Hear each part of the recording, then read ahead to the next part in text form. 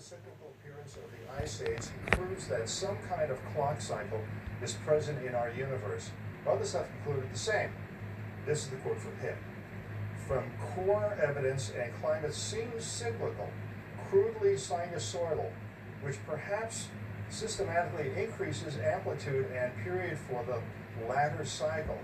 I suggest that some solar periodicity is the prime cause of the major climate cycles. He knows that the sun knows the sun is the cause. By the way, there was an article, 78 or something like that, or so, 79, by a scientist.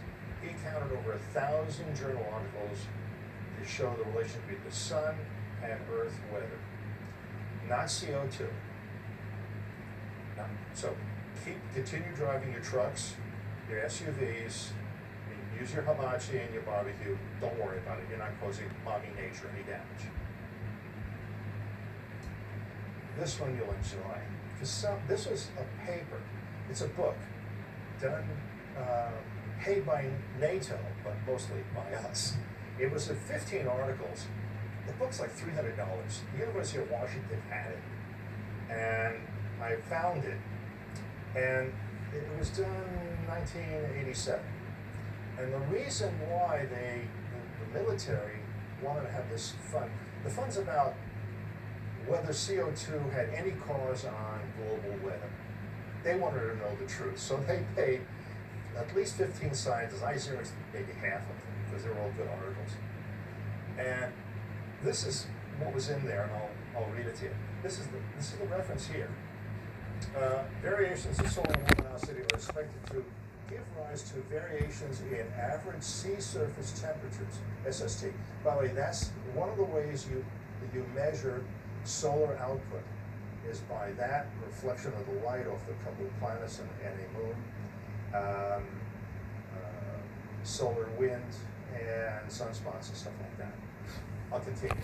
We conclude that a modulation of the sun's luminosity with a period of about 80 years, that's the Gleisberg cycle, and an amplitude of about 0.5% is consistent with global average direct sea surface temperature measured, but that the consistency of the results is weakened if calculated response to the increase in atmospheric CO2 included in the model. In other words, CO2 had no effect whatsoever. Here's his results from his, this is with no CO2 effect. This line here is the sea surface temperature. You'll notice from the beginning of our last Gleisberg, the previous Gleisberg cycle was here. You get a steady increase. Then here, this is our big Gleisberg cycle of 57, early 58, and it's gone up, realize like that. This is, see how much